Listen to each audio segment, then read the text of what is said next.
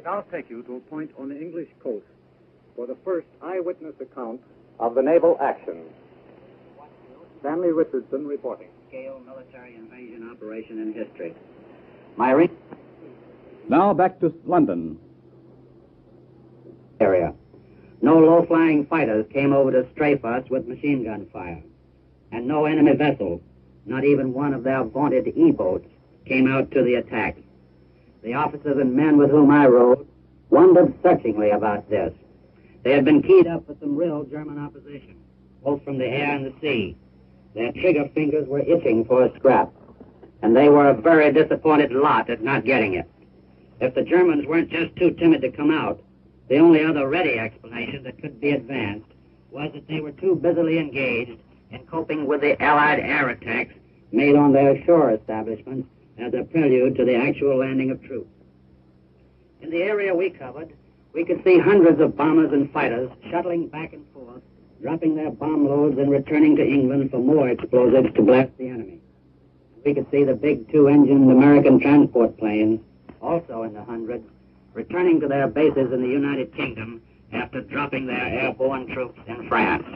Yes, Jerry had a lot to keep him busy last night and early today, but as far as the naval phase of our activity was concerned, not a shot was exchanged with the enemy while I was on the scene.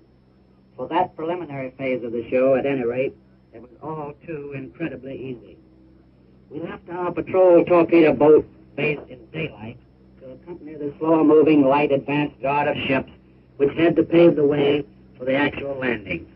One of our missions was to protect the Allied minesweepers, which cleared a wide channel straight to the enemy shore for our troop transports and supply ships. Long lines of ships of every description were discernible on the skyline, literally miles of craft in even columns converging upon the area in the channel marked for the concentration point for the actual invasion. Huge transports, tank landing ships, smaller troop landing craft, tankers and supply vessels of every kind, plodded doggedly along under lowering skies and laboring over heavy seas. You people at home would have been thrilled to the bone to have seen all these American men, American ships, and American supplies sailing calmly into the action for which they had been prepared and trained for so many months. It was estimated that there were more than 4,000 ships of all kinds in the channel for this combined operation. By nightfall, we were nearing the French coast, and our watch tightened. But nothing happened.